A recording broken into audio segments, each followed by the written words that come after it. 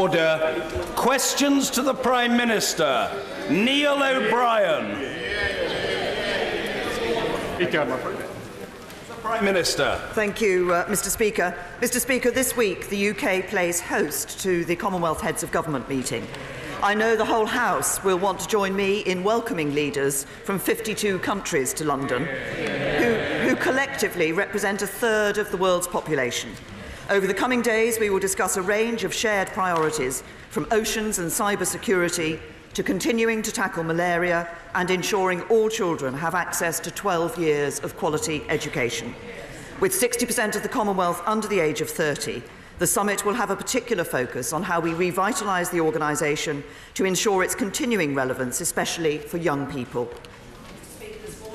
Meetings with ministerial colleagues and others. In addition to my duties in this House, I shall have further such meetings later today. Neil O'Brien. Mr. Speaker, the whole House will be aware of the stories of people who came to this country from the Commonwealth more than 45 years ago. People who are facing the anxiety of being asked for documents they cannot provide to prove their right to reside in the country that they call home. Will the Prime Minister update the House on what she and the Government are doing to provide reassurance in these cases? Prime Minister. My honourable friend has raised a very important issue which I know has caused a great deal of concern and anxiety, so I would like to update the House.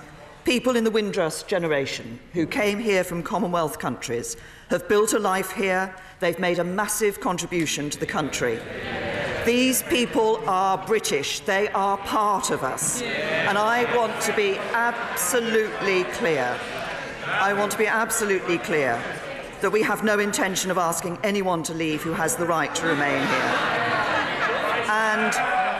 And for those who have mistakenly received letters challenging them, I want to say apologise to them, and I want to say sorry to anyone who has confusion or anxiety felt as a result of this.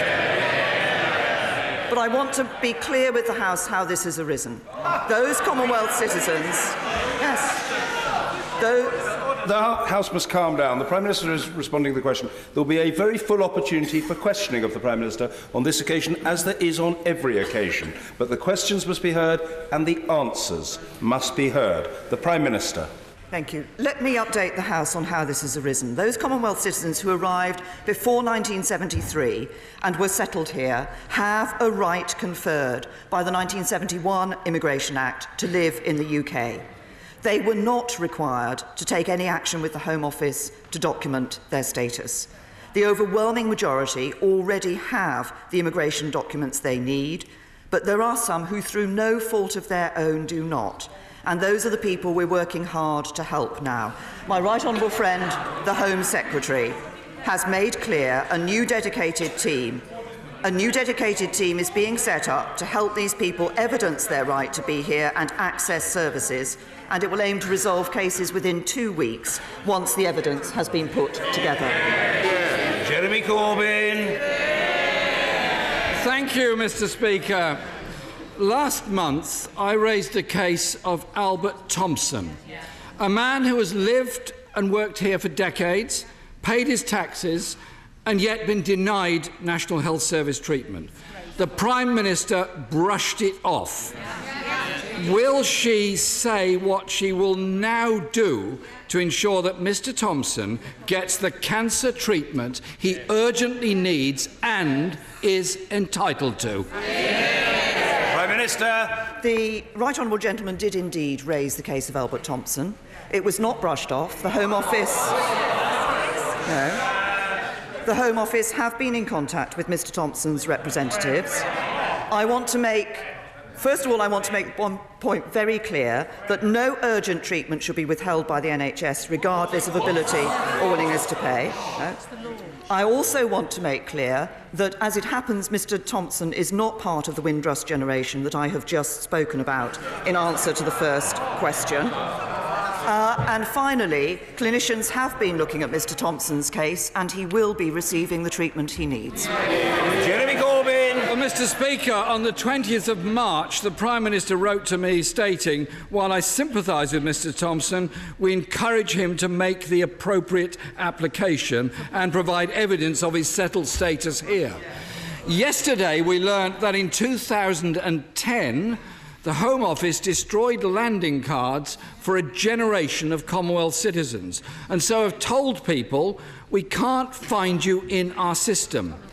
Did the Prime Minister, the then Home Secretary, sign off that decision?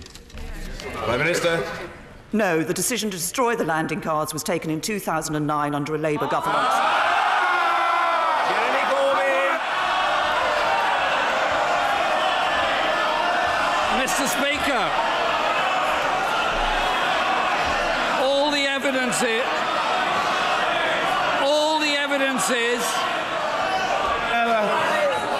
Order. I said the Prime Minister must be heard. The Leader of the Opposition must be heard. And he will be. Jeremy Corbyn. all the evidence suggests... Order. There was a lot of this yesterday, very noisy and extremely stupid barracking. It must stop now. That is the end of the matter. The public absolutely despise that type of behaviour from wherever in the House it takes place. Cut it out and grow up. Jeremy Corbyn. Could I remind the Prime Minister it was her government that created, in quotes, a really hostile environment for immigrants, and her government that introduced the 2014 Immigration Act. Mr. Speaker, I think we need some absolute clarity on the question of the destruction of the landing cards. And if she's trying to blame officials, I remind her of what she said in 2004 when she said she was sick and tired of government ministers who simply blame other people when things go wrong. Does she stand by that advice? The right honourable gentleman asked me if the decision to destroy the landing cards, had been taken in my time as Home Secretary. The decision to destroy the landing cards was taken in 2009, and as I seem to recall, in 2009 it was a Labour Home Secretary who was in position. Jeremy Corbyn! Mr. Speaker, it was under a Tory government, and she was Home Secretary at that time. And that is what is causing such pain and such stress to a whole generation. And on Monday, the Home Secretary told the House, I'm concerned that the Home Office has become too concerned with policy and strategy and sometimes loses sight of the individual.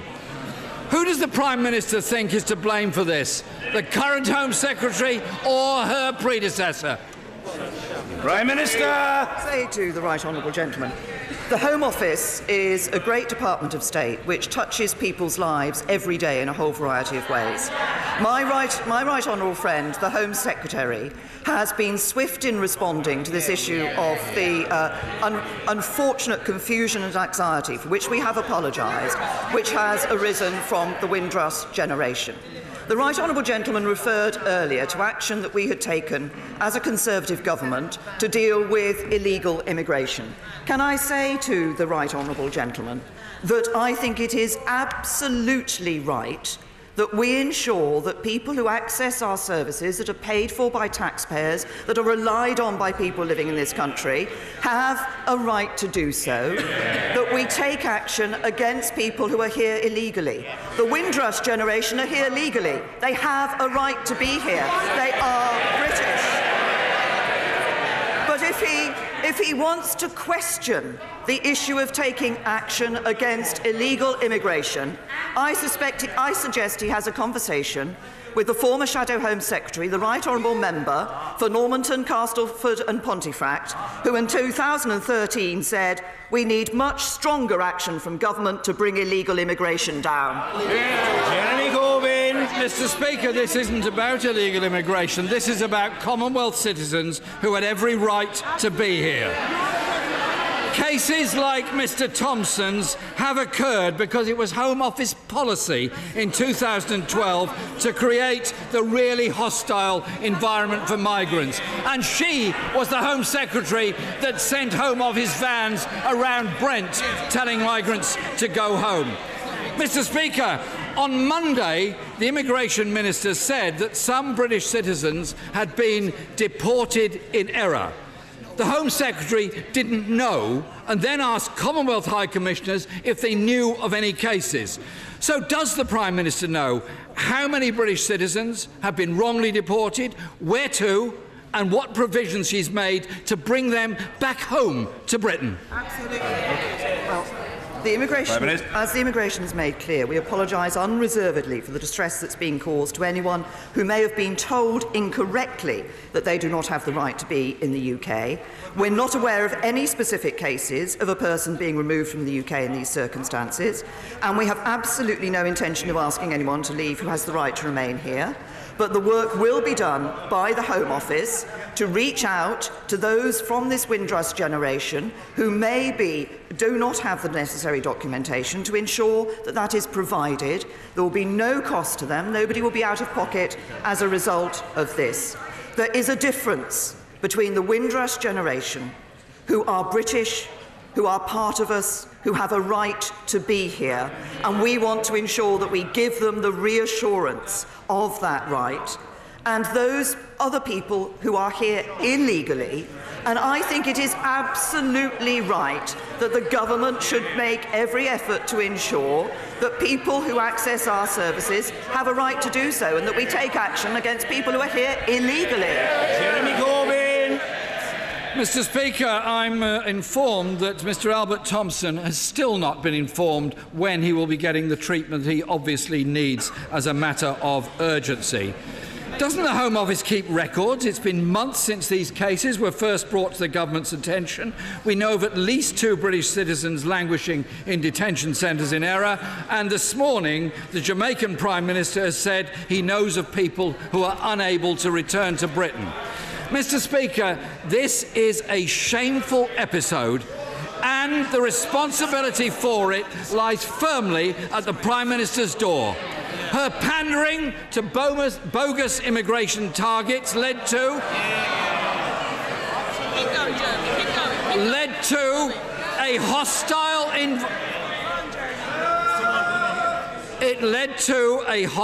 environment from people who are contributing to our country. It led to British citizens being denied NHS treatment, losing their jobs, homes and pensions, thrown into detention centres like criminals and even deported. Vital historical records shredded, and ministers blaming officials. Mr Speaker, the Windrush generation came to our country after the war to rebuild our nation that had been so devastated by war. Isn't the truth, Mr Speaker, that under her the Home Office became heartless and hopeless?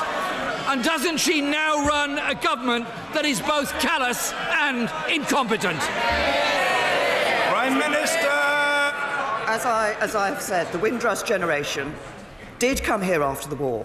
They did help to build this country. Many of them worked in our public services. They contributed. They have a right to be here. They are British. And that is why we are working with those who have no documentation to ensure that they have that provided for them. The decision was taken in 1971 not to require them to have documentation. That's what's led to the problem that we now see in relation to the anxiety for these people. But the Right Honourable Gentleman talks about being callous and having a disregard for people. I have to say to him that I am the Prime Minister who initiated the race disparity audit, which said, what are we doing in this country to ensure that people have equal opportunities in this country? And following, can I say to the Right Honourable Gentleman, he talks about being callous. I will not take that. Following a debate last night,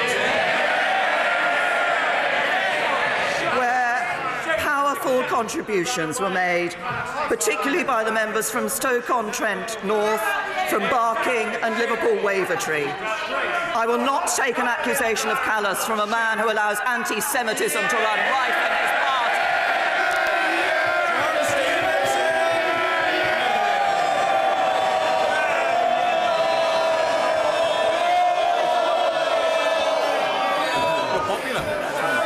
Thank you very much, Mr. Speaker. A few weeks ago, a gentleman from Islington called Jeremy visited my constituency of Carlisle. He brought with him a vision of 1970s Britain. When Theresa from Maidenhead next comes to Carlisle, can she reassure the people of Carlisle that she will bring a vision of 21st century Britain, which includes the ideals of freedom, opportunity, choice, personal responsibility, and most importantly of all, national security? Can I assure my honourable friend that Theresa from Maidenhead would bring exactly that? And I'm very pleased to see that in yesterday's unemployment figures we see employment in this country at a record high. So we will, any visit to Carlisle will be about jobs, it will be about the future, it will be about the national security, our commitment to spend 2% of our GDP on our defence, our commitment to ensure that we have the powers for our intelligence services and law enforcement agencies that they need to keep us safe. And I look forward to my visit to Carlisle. Ian Blackford. Thank you, Mr. Speaker. Does the Prime Minister agree with her Secretary of State, who's just sitting along from her, that the rape clause provides victims with double support? Can I say to the Prime Minister, I know this is an issue that has been raised a number of times in this House, and that it is an incredibly sensitive issue. And of course, I fully recognise the sensitivities that are involved for the mothers involved. We have taken great care, considerable time and care to set up procedures following extensive consultations that mean that no government staff will question these mothers about what they're experienced. The point my right honourable friend was making was that a mother will be granted the exemption through engaging with specialist professionals like health and social workers who may be able to provide them with support in those circumstances over and beyond the issue of their entitlement. Ian Blackford. I have to say that's not quite the point that the Secretary of State made when she seemed to offend all the meeting of the Parliament in Edinburgh. Mr. Speaker, Rape Crisis Scotland have been clear. Hanging benefits on proving trauma isn't a choice. It is a disgrace, and one which may well re-traumatise the women involved. The chair of the British Medical Association in Scotland has said it is fundamentally damaging for women, forcing them to disclose rape and abuse at a time and in a manner not of their choosing, at pain of financial penalty. Mr. Speaker, this is the form, with a box for the child's name. What kind of society do we live in? Prime Minister. We live in a society where we have taken every care to ensure that this is dealt with in as sensitive a manner as possible. That is why the government took considerable time and made extensive consultations in putting the arrangements in place. As I say, nobody will be, no mother in these circumstances will be granted the exemption by dealing with job centre staff. They will be granted the exemption by dealing with specialist professionals. Scotman. Thank you, Mr. Speaker. Can I add my support to the Prime Minister for the action she took at the weekend regarding the use of chemical weapons in Syria? Prime Minister, we have a huge disparity in Cornwall between average house prices and average wages.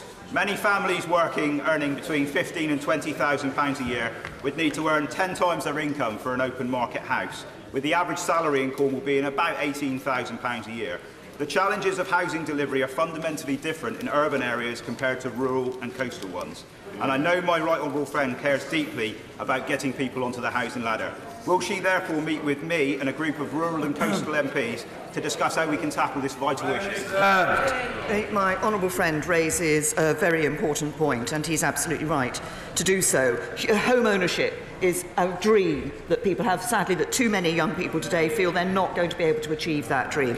And although we have been having success, last year we saw more homes built than in any but one of the last 30 years, we do need to ensure that we are helping people into home ownership, seeing more homes being built, and I'd be happy to meet with my honourable friend and others to discuss this matter. Dr. Philippa Whitford. Thank you very much, Mr. Speaker. I welcome the Prime Minister's consultation on domestic abuse, particularly the recognition of financial abuse. Yet the government insists on paying universal credit into just one household account, making women more financially vulnerable. 85% of abuse survivors say they wouldn't have dared request split payments as a special measure, as it would have worsened abuse. So will the Prime Minister listen to the calls of women's charities and make split payments of universal credit the norm? Can I say to the Honourable Lady that actually, as I understand it, it is possible for special arrangements to be made for split payments to be made. Domestic abuse, domestic violence is a terrible abuse, a terrible crime that we must deal with. But as I understand it, it is possible for arrangements to be made for split payments. David Tredennick. Is the Prime Minister aware that along the length of the A5 from the M1 junction to Staffordshire, over the next 12 years it's proposed to build upwards of 50,000 houses and develop 2,000 acres for new businesses? Is she further aware that this road is in part still single carriageway, and will she discuss with the Secretary of State for Transport releasing £10 million to get the next stage of the expressway project going? Thank you. Minister. To my honourable friend, I'm very much aware of the key role that's played by the A5 in the Midlands and the plans for growth, the plans for new housing, as he has referred to, along the route, which is so important for him and his constituents. As he will know, we are already making investments in the A5, but I've heard his case for the A5, also promoted by Midlands Connect, and as has my right honourable friend, the Transport Secretary, and this case will be considered very carefully as we make decisions on further road investment. Dick Twigg. Thank you, Mr. Speaker. A National Audit Report today says our armed forces are 8,200 people below their current requirements. The numbers leaving the armed forces has increased, and there are significant shortfalls in critical skills. But in the 2017 manifesto, the Tory party and the Prime Minister said, we will attract and retain the best men and women for our armed forces. Isn't this just another broken promise? What's gone wrong? Can I say to the honourable gentleman that we do, of course, want to ensure that we are recruiting people with the skills that our armed forces need. Of course, as we look at the modernising defence programme, we are looking at the capabilities that we require in order to defend this country and face the threats that we face, and that will also involve looking at the particular skills that are necessary. Chris Davis. Thank you, Mr. Speaker. In the autumn budget, the Chancellor announced plans for a Mid-Wales growth deal. In an area that has received historically low levels of investment, this vitally important initiative has been welcomed by everyone, especially the 90% of SMEs which are located in that region. Therefore, can my right honourable friend inform the House what progress is being made, and also confirm that this welcome growth deal will not only enhance links between North and South Wales, but also connect Wales to the Midlands engine? Well, can I say to my honourable friend that we are actively considering the proposals for the Mid-Wales growth deal. I know he's put a lot of effort into this, and particularly in bringing local partners together, including making important cross-border links for this area. We believe that the best decisions, the best proposals for what's going to work for Mid-Wales will come from people who live, work and do business there. And so we will be offering help and support, and UK Government ministers in Wales have already met a variety of local partners to start this process off. But we're ambitious for Wales, and I'm keen to see every part of Wales seeing a city or growth deal. Jeff Smith. Thank you, Mr. Speaker. Last month, the Prime Minister met 6-year-old Alfie Dingley and his family at Downing Street, so I think she understands how vital it is that he gets access to the cannabis-based medicine that treats his very rare and severe form of epilepsy. On Monday, the Home Office received an application for a licence from Alfie's GP and a leading neurologist so he can access the medicine. So can the Prime Minister assure his family that she will do what she can to ensure the application is granted by the Home Office as quickly as possible so Alfie can get the help he desperately needs? Prime Minister. I was very pleased to be able to meet Alfie and his family. I know the sympathies of members across the whole House are with Alfie and his family as he undergoes treatment. I have written to the family to reiterate our commitment to explore a range of options for finding a solution for Alfie. Of course, we want to ensure that people get the treatment that they need. It's also important that medicines are properly and thoroughly tested. But I will certainly ensure that the Home Office looks at this application speedily. Stephen Kerr. Thank you, Mr. Speaker. As the second largest donor to the global effort against malaria, the United Kingdom, since the year 2000, has helped cut malaria deaths by 60%, saving nearly 7 million lives. But much more needs to be done. Will the Prime Minister give her personal commitment to maintaining the UK's global leadership in respect to the fight against this deadly yet preventable condition? Prime Minister. Well, I'd thank my honourable friend for raising this issue, which is a very important one. It is one of the issues we will focus on in this Commonwealth Heads of Government Week. And yesterday I called on my fellow Commonwealth leaders to join the UK in committing to halving malaria by 2023. We are the second largest donor to the fight against malaria. We remain committed, as my right honourable friend, the Foreign Minister, said in international development questions, to our 5-year pledge to spend £500 million a year tackling it. And yesterday I announced the UK will commit a further £100 million to the Global Fund, and that has the aim of unlocking a further £100 million of investment from the private sector. John Speller. Thank you, Mr. Speaker. 3 months ago, following the Carillion collapse, building work stopped on the two-thirds finished Midland Metropolitan Hospital in Smethwick. On the 28th of February, I raised this with the Prime Minister, and she assured me that the Department of Health and Social Care and NHS Improvement are working with the Trust and the Private Finance Initiative Company so that work can recommence as soon as possible. 6 weeks later, after endless dithering from those bodies, I have to ask the Prime Minister to get a grip of her ministers and officials and get a decision, get a deal and get this hospital built. Will she do that? Minister. As he says, I'm aware that he raised this issue with me before. He may know that the facts are the contract between the Trust and the PFI company is still in place. So the PFI company is contractually obliged to manage the project and find another subcontractor who can continue to deliver the building work and the services. As the right honourable gentleman may know, even before the issue arose with Carillion, there were some delays taking place to this particular project.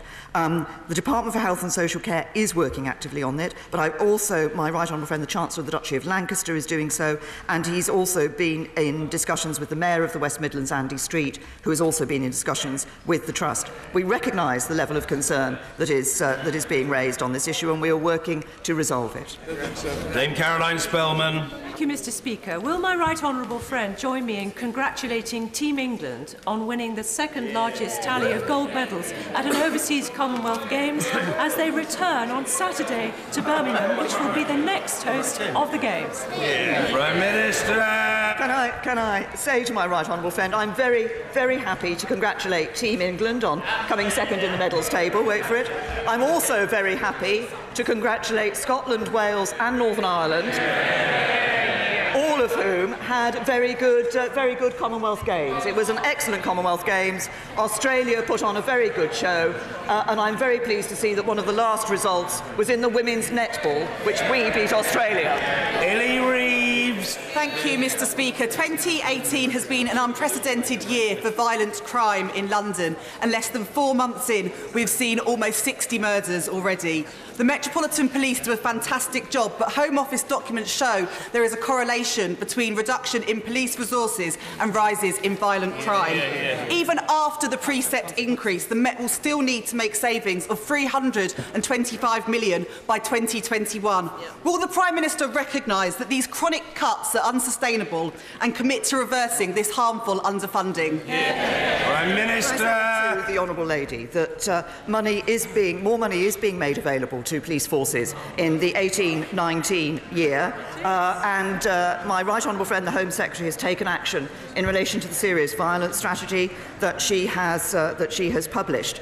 But I also have to say to the honourable lady, we do not say that there is a direct correlation or a direct causal factor between the number of officers on the ground and the numbers of crime. And she may wave her hand at that, but those aren't my words. They're the words of the Shadow Policing Minister. Yes. Ian Duncan Smith.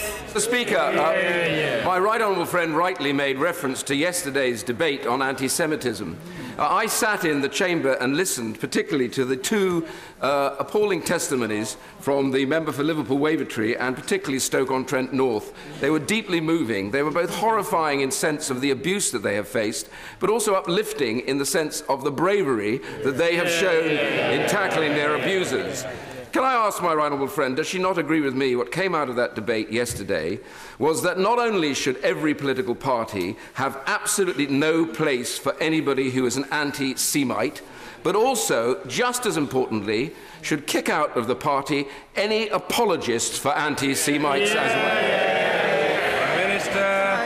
Can I say I absolutely agree with my right honourable friend. I think it is incredibly important for us in political parties in this country to show a very clear signal that we will not accept, we will not tolerate anti-Semitism in any form. And can I say I made reference to a number of speeches that were made yesterday. Can I also join my right honourable friend in commending those members of this House, particularly the members of Stoke-on-Trent North and Liverpool Wavertree, who have suffered incredible abuse as a result of this anti-Semitism, but who also have shown incredible bravery in being willing to stand up and set that out to this House.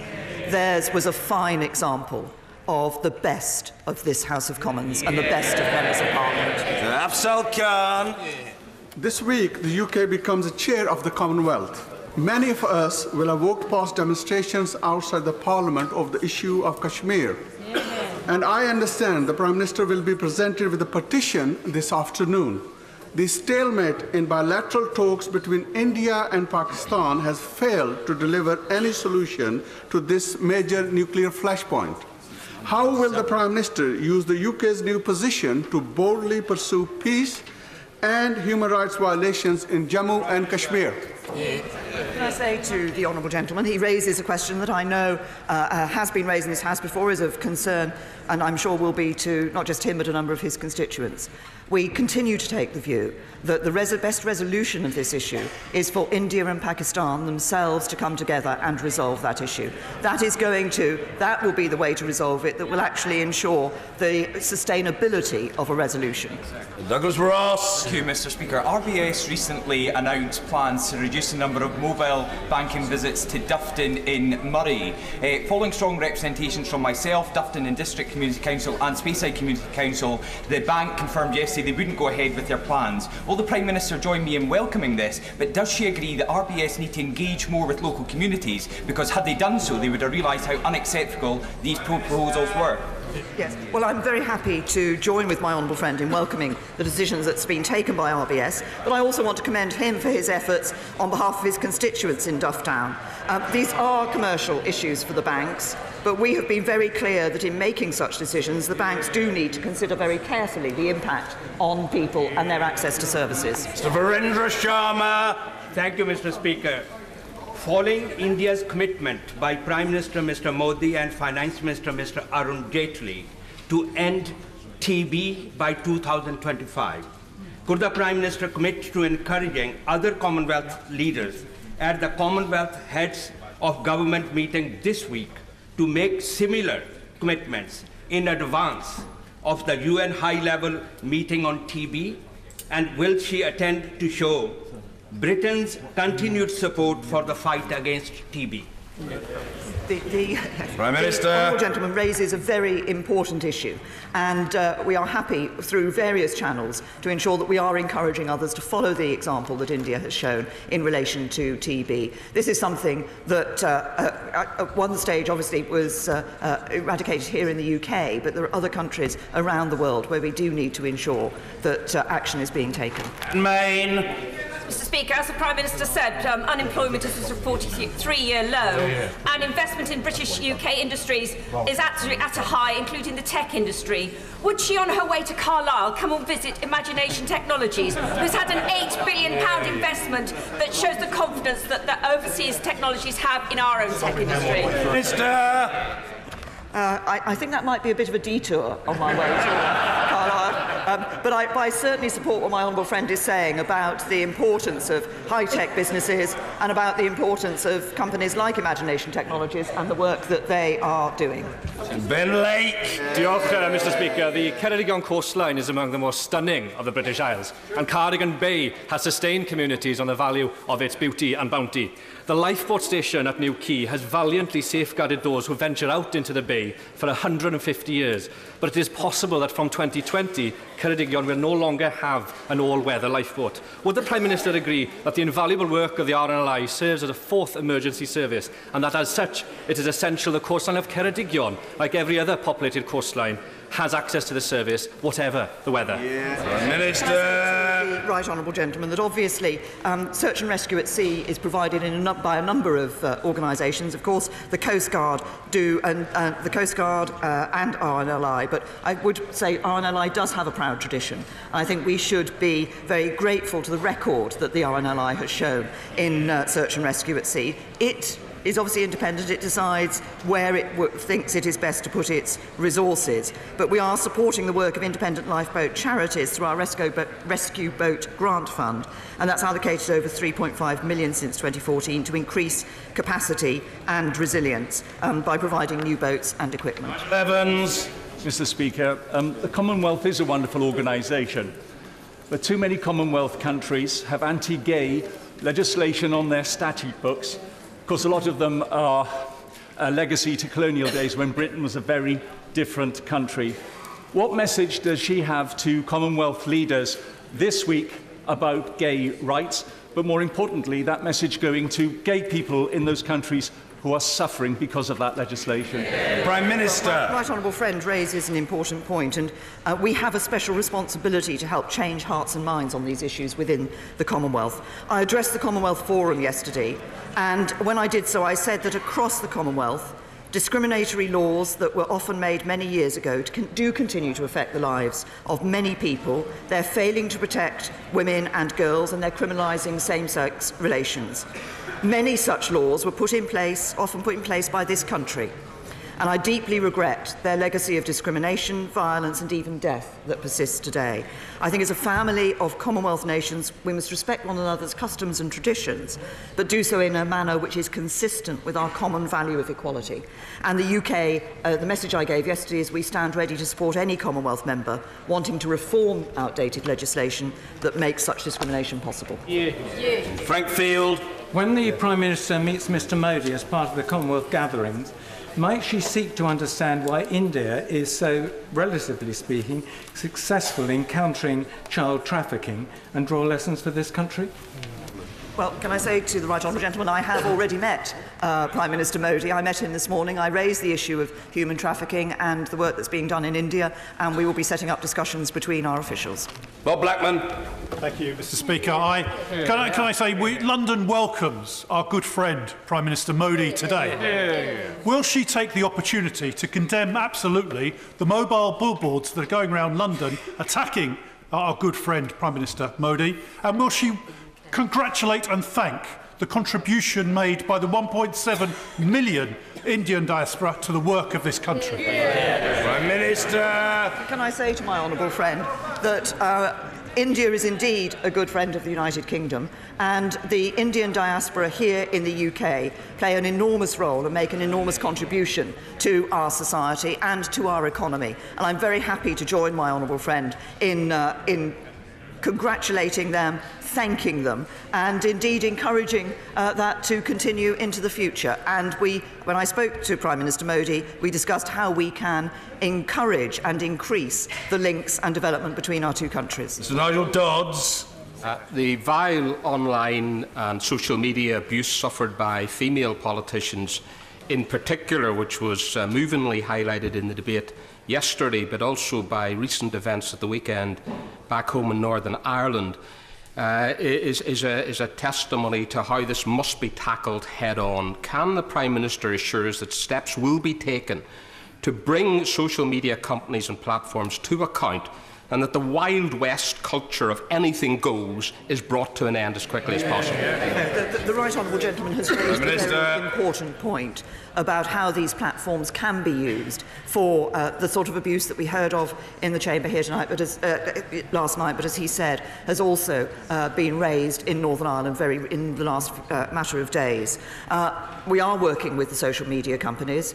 Good work has been done with them on another number of aspects, such as child abuse on these platforms, but we are also, we're continuing to work with them on these wider issues, and we're also looking at the issue of liability for social media companies. They're not publishers, but on the other hand, they're not just platforms, and we're looking at that issue urgently. Steve Double.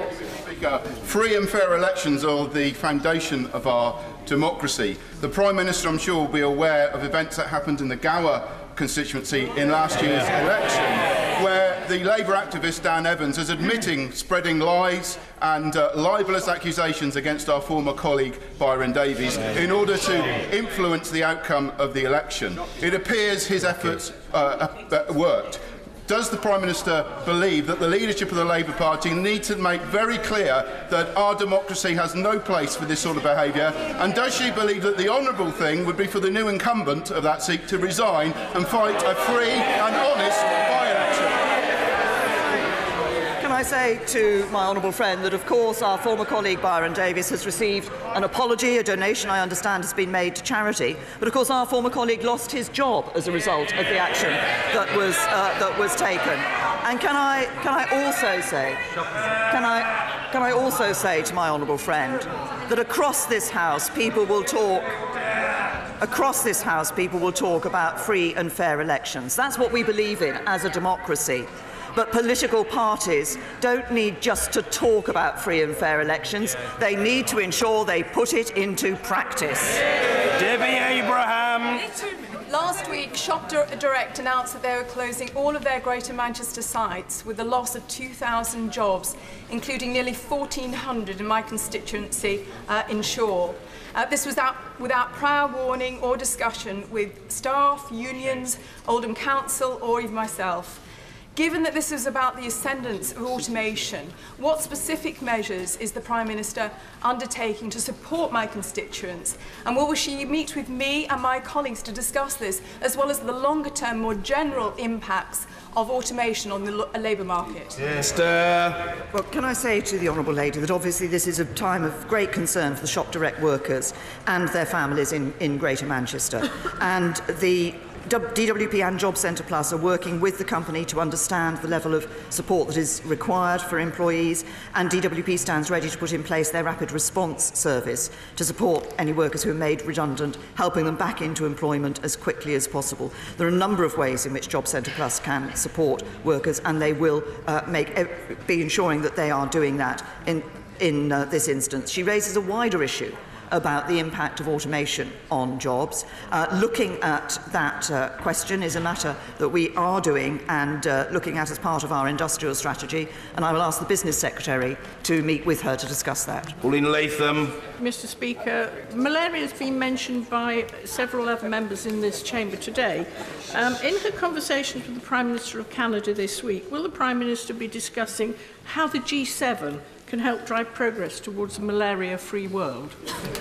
Well, I thank my honourable friend for raising that. I haven't yet met the Prime Minister Trudeau this week, but this is certainly an issue that we have made sure is being spoken about here at the Commonwealth Heads of Government, and we will raise that within the G7 context. Stella Creasy. Thank you, Mr. Speaker. In 2009, Michelle Samara-Wera was raped and murdered. Since 2012, Aman Vyas has been avoiding extradition for this and 8 other charges of sexual violence against women in Walthamstow. There have been 47 hearings to date, at which the judge didn't show up for 7 of them, and 7 different judges have been appointed. When she talks to her good friend, Prime Minister Modi, whilst he's here in London, will the Prime Minister commit to raising this case with him, asking India to take it seriously, so that we can finally get justice for Michelle? Prime Minister. The Honourable Lady, I have already met Prime Minister Modi for our bilateral discussions. There is a number of issues of extradition between the two countries of the United Kingdom and India. I think what we do raise a number of cases with the Indian government, as I did this morning. It is important that we recognise the independence of the judiciary in both countries. Order.